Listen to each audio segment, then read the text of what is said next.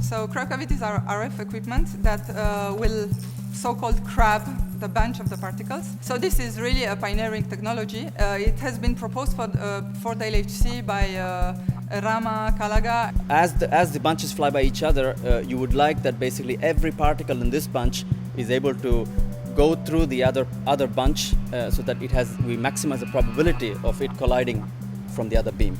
And if you had a crossing angle, obviously one bunch would only see a part of the other bunch, while with the crab cavities, by tilting them into the collision point, you maximize so that they really traverse through each other so that we maximize the probability and hence the luminosity.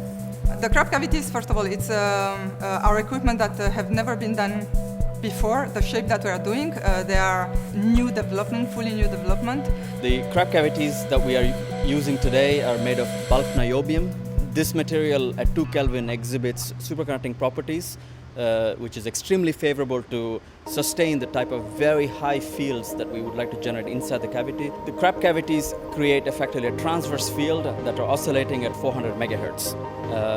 That is effectively every 2.5 nanoseconds they change the direction of the field to go up and down.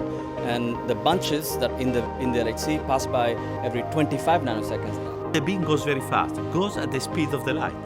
So a beam which is typically 10 centimeter long or a little bit longer, 15 centimeter long, it passes in front of me in 1 billionth of a second. 1 billionth of a second, no time to look at it.